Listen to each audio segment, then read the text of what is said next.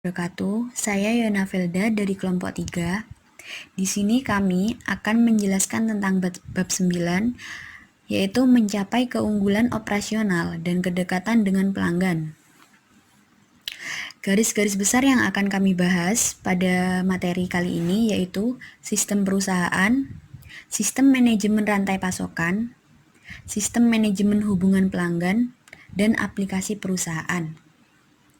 Yang pertama ada sistem perusahaan, di mana sistem perusahaan ini memiliki fungsi mengintegrasikan informasi. Jadi, sistem perusahaan ini membantu perusahaan dengan memberikan tanggapan dengan lebih cepat terhadap permintaan pelanggan untuk informasi atau produk. Lalu, sistem perusahaan ini juga menyediakan informasi yang jauh lebih berharga untuk meningkatkan pengambilan keputusan yang dilakukan oleh pihak manajer. Selanjutnya ada cara kerja sistem perusahaan. Di sini terdapat gambaran cara kerja sistem perusahaan dalam bentuk bagan. Pada slide selanjutnya dijelaskan bagaimana cara kerja sistem perusahaan. Cara kerja sistem perusahaan yang utama yaitu mengumpulkan data. Database di mana database mengumpulkan data dari berbagai divisi yang meliputi divisi manufaktur dan produksi, keuangan dan akuntansi, penjualan dan pemasaran, serta sumber daya manusia. Selanjutnya, ketika informasi yang diperoleh dari berbagai divisi itu dimasukkan atau telah dikumpulkan lalu dimasukkan oleh salah satu proses, maka informasi dengan segera tersedia bagi proses bisnis lainnya. Begitulah sistem kerja sistem perusahaan. Selanjutnya ada perangkat lunak perusahaan atau dikenal juga sebagai perangkat lunak aplikasi perusahaan. Perangkat lunak aplikasi perusahaan adalah perangkat lunak komputer yang digunakan untuk memenuhi kebutuhan organisasi daripada pengguna individu. Organisasi yang dimaksud termasuk seperti organisasi bisnis, sekolah, kelompok, pengguna berbasis minat, klub, badan amal, dan pemerintah. Perangkat lunak perusahaan adalah bagian internal dari sistem informasi. Kumpulan perangkat lunak ini disebut juga sistem perusahaan. Selanjutnya ada beberapa vendor perangkat lunak perusahaan, yaitu seperti SAP, Oracle, IBM, Infor Global Solution, dan Microsoft. Yang terakhir dari saya ada nilai bisnis sistem perusahaan. Nilai sistem perusahaan ini berfungsi untuk menyediakan nilai baik dengan meningkatkan efisiensi operasional dan memberikan informasi perusahaan secara luas untuk membantu para manajer dalam mengambil keputusan yang lebih baik. Jadi nilai dari sistem perusahaan ini dia lebih condong ke membantu manajer dalam mengambil keputusan yang lebih baik. Untuk selanjutnya akan dijelaskan oleh rekan saya. Pembahasan selanjutnya yaitu mengenai sistem manajemen rantai pasokan. Nah, slide ini sudah menggambarkan rangkuman mengenai sistem manajemen rantai pasokan yang meliputi 3 elemen, yaitu sistem informasi, rantai pasokan, dan internet. Rantai pasokan merupakan alur proses barang diproduksi hingga sampai ke pelanggan yang menghubungkan pihak yang terlibat dalam produksi dan pemasaran barang hingga ke konsumen. Dari definisi tersebut dijelaskan bahwa di dalam rantai pasokan ada sebuah proses dan ada sebuah pihak yang terlibat. Pihak-pihak yang terlibat itu meliputi supplier, manufakturer, distributor, wholesaler, retailer, dan yang terakhir end customer atau pelanggan akhir. Adapun proses rantai pasokan dimulai dari penyediaan bahan oleh supplier, baik itu bahan baku, bahan penolong, maupun bahan-bahan lainnya. Dari bahan-bahan tersebut kemudian diproses di manufaktur atau di pabrik yang nantinya akan menghasilkan produk jadi. Nah, produk jadi inilah yang nantinya akan kita salurkan ke konsumen. Untuk mencapai konsumen akhir, manufakturer itu menyalurkan barang tersebut di beberapa tahapan. Yang pertama, manufakturer itu menyalurkan terlebih dahulu ke distributor, kemudian disalurkan ke wholesaler atau grosir, kemudian disalurkan ke retailer seperti toko kelontong, supermarket, dan lain sebagainya. Yang kemudian retailer ini akan menawarkan barang tersebut atau menyalurkan barang tersebut kepada pelanggan akhir, yaitu kita dan kalian semua. Di dalam proses tersebut ada beberapa bagian, yaitu ada bagian hulu dan bagian hilir. Bagian hulu meliputi supplier dan bagian hilir meliputi distributor, wholesaler, retailer, dan pelanggan akhir. Di dalam rantai pasokan juga ada 3 hal yang harus dikelola, yaitu aliran barang atau aliran fisik, aliran pembayaran, dan aliran informasi. Aliran fisik dijalankan dari hulu ke hilir, artinya fisik barang dimulai dari supplier sampai akhirnya diterima oleh pelanggan akhir. Kemudian aliran pembayaran dimulai dari hilir ke hulu, dan yang terakhir aliran informasi dijalankan dari hilir ke hulu atau sebaliknya dari hulu ke hilir. Kemudian pembahasan mengenai sistem informasi dan manajemen rantai pasokan. Seringkali di dalam rantai pasokan itu terjadi adanya inefisiensi mengenai persediaan, sehingga membutuhkan media yang memberikan informasi jumlah persediaan di pabrik sebagai dasar persediaan pasokan. Selain itu, permasalahan yang sering terjadi di dalam rantai pasokan yaitu efek bullwhip, yaitu efek mengenai informasi permintaan barang menyimpang biasanya lebih besar daripada keadaan sesungguhnya yang terjadi di setiap entitas dalam rantai pasokan. Dalam efek ini mencerminkan bahwa permintaan konsumen tidak sesuai dengan prediksi dari manufakturer. Kemudian perangkat lunak manajemen rantai pasokan. Perangkat lunak manajemen rantai pasokan itu diklasifikasikan menjadi 2, yaitu sistem perencanaan rantai pasokan dan sistem pelaksanaan rantai pasokan. Sistem perencanaan rantai pasokan menyusun perencanaan yang akan dilaksanakan dalam proses rantai pasokan yang berkaitan dengan persediaan, yaitu tempat penyimpanan dan transportasi pengiriman.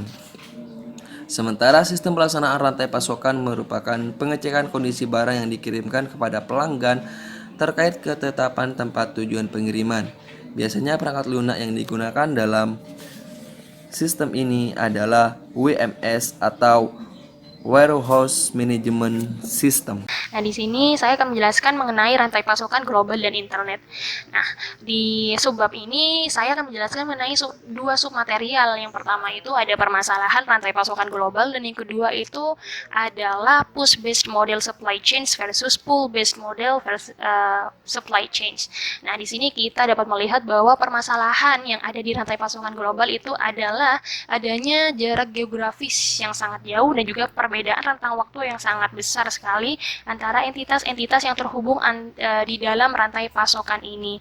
Misalkan antara supplier dan juga warehouse ataupun manufaktur atau pabrik sendiri dan consumer itu sangat berjauhan, di mana letaknya itu menyebar ke seluruh negara. Namun semenjak ada internet itu menghubungkan dan memudahkan komunikasi serta konektivitas dalam supply chains. Nah, jadi bisa dilihat gambar ini, semuanya terhubung melalui internet meskipun jarak dan waktu itu yang membatasi mereka.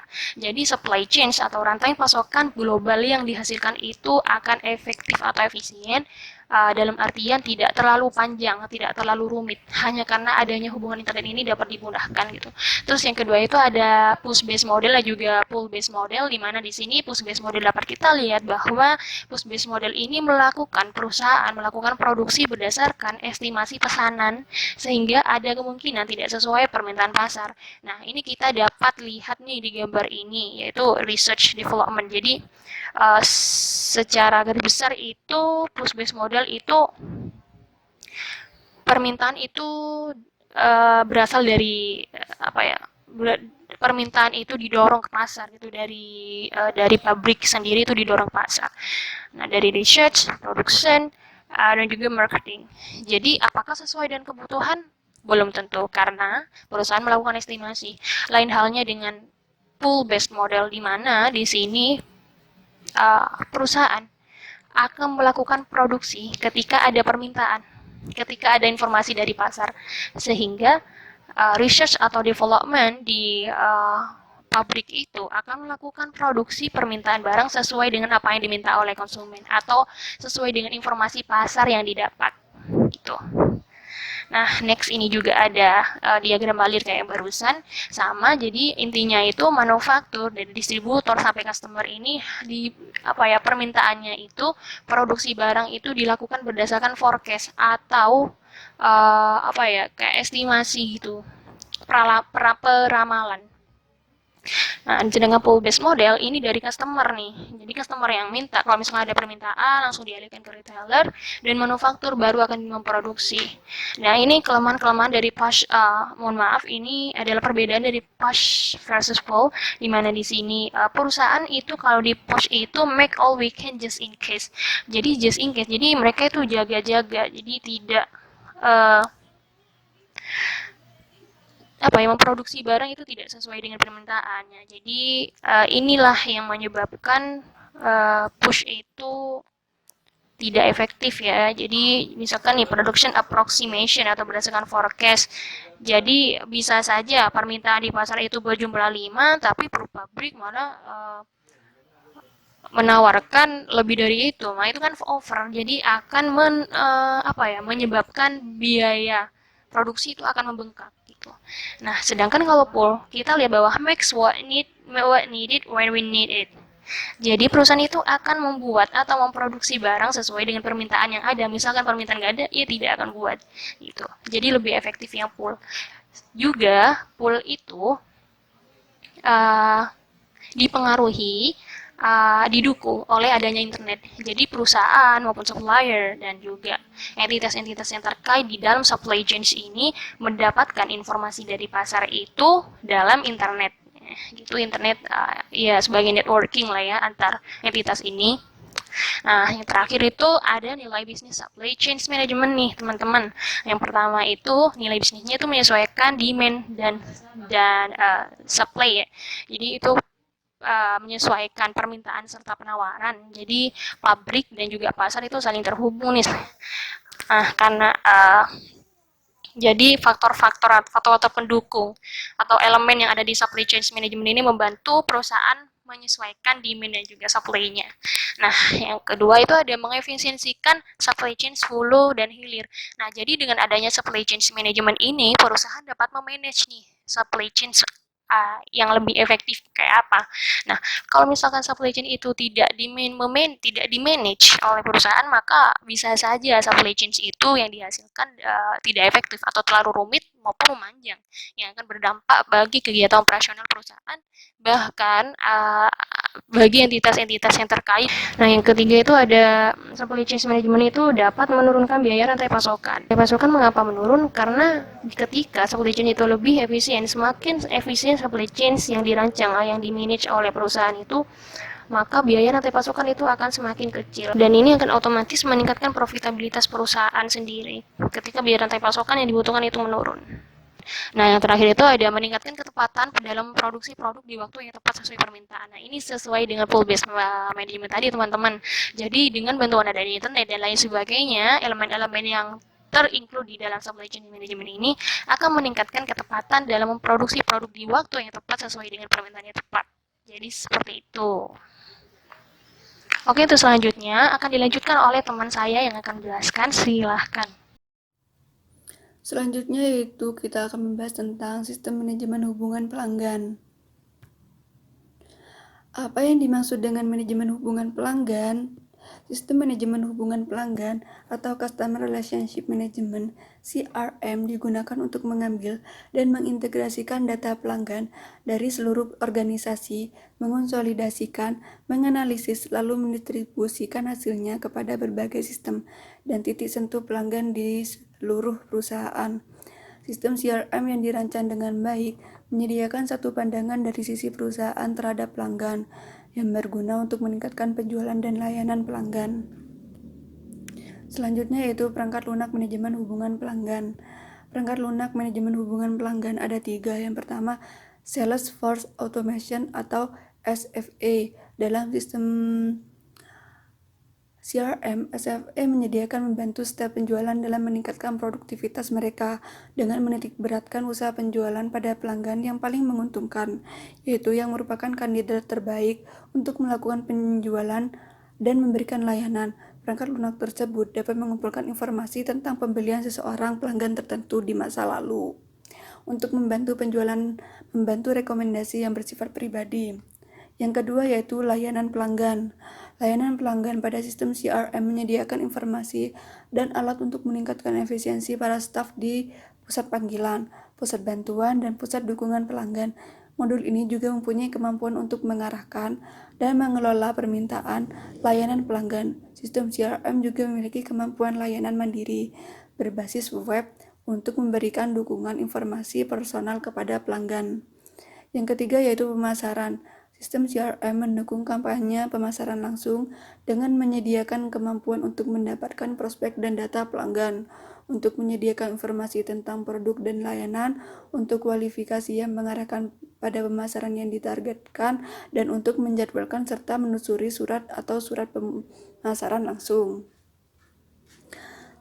Modul pemasaran meliputi perangkat untuk menganalisis data pemasaran dan pelanggan, mengidentifikasi pelanggan, merancang produk dan layanan untuk memuaskan kebutuhan dan keinginan pelanggan, serta mengidentifikasi peluang untuk penjualan silang.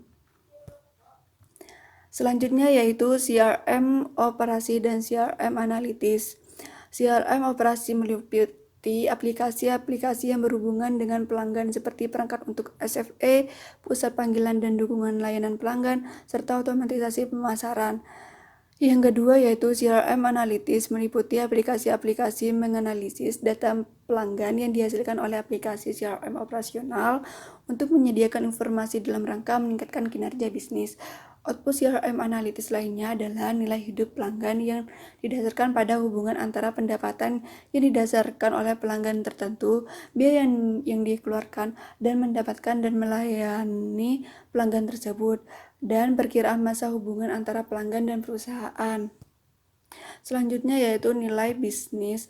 Sistem manajemen hubungan pelanggan. Keuntungan sistem manajemen hubungan dengan pelanggan yang efektif meliputi meningkatkan kepuasan pelanggan, menurunkan biaya pemasaran langsung, pemasaran yang lebih efektif, serta biaya untuk mendapatkan pelanggan yang lebih rendah. Aplikasi perusahaan, peluang baru, dan tantangan bisnis. Banyak perusahaan yang telah menerapkan sistem perusahaan dan sistem untuk supply chain management dan customer relationship management karena mereka kuat seperti instrumen untuk mencapai keunggulan operasional dan meningkatkan pengambilan keputusan.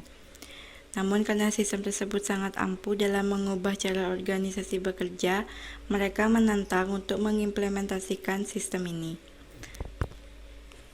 Tantangan bagi aplikasi perusahaan menjanjikan penurunan biaya persediaan yang dramatis, order to delivery waktu, serta respon konsumen lebih efisien, lebih tinggi, dan profitabilitas perusahaan produk konsumen, dan sistem untuk membuat sistem supply chain management dan customer relationship management sangat memikat.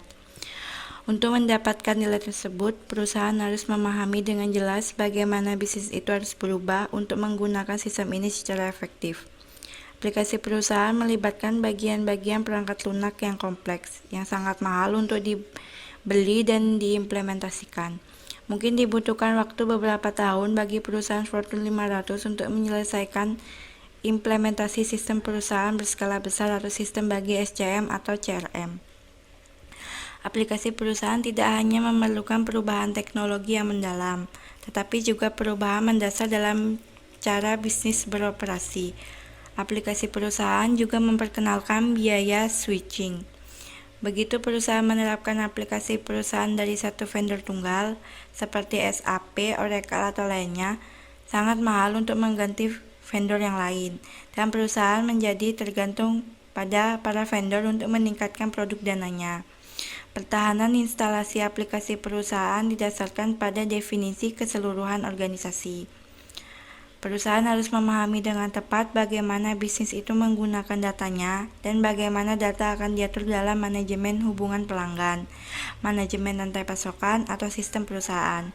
Sistem CRM biasanya membutuhkan beberapa pembersihan data. Aplikasi perusahaan generasi berikutnya. Saat ini, perusahaan aplikasi vendor memberikan nilai lebih dengan menjadi lebih fleksibel, web-enabled, dan mampu terintegrasi dengan sistem yang lain. Sistem perusahaan, sistem manajemen hubungan pelanggan, dan sistem manajemen rantai pasokan yang berdiri sendiri merupakan suatu hal dari masa lalu.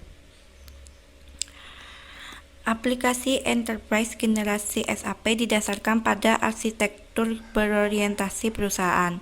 Hal ini menggabungkan standar arsitektur berorientasi layanan SOA dan menggunakan alat NetWeaver sebagai platform integrasi yang menghubungkan aplikasi SAP dan layanan web yang dikembangkan oleh vendor perangkat lunak independen. Tujuannya agar aplikasi enterprise lebih mudah diimplementasikan dan dikelola. Perusahaan aplikasi vendor juga telah meningkatkan kecerdasan fitur bisnis untuk membantu para manajer mendapatkan informasi dari sejumlah besar data yang dihasilkan oleh sistem ini, daripada yang mengharuskan pengguna untuk meninggalkan sebuah aplikasi yang terpisah dan meluncurkan alat pelaporan dan analisis. Baik teman-teman, itu adalah pemaparan materi dari kami. Semoga bermanfaat dan semoga pandemi ini cepat berakhir. Stay healthy teman-teman. Assalamualaikum warahmatullahi wabarakatuh.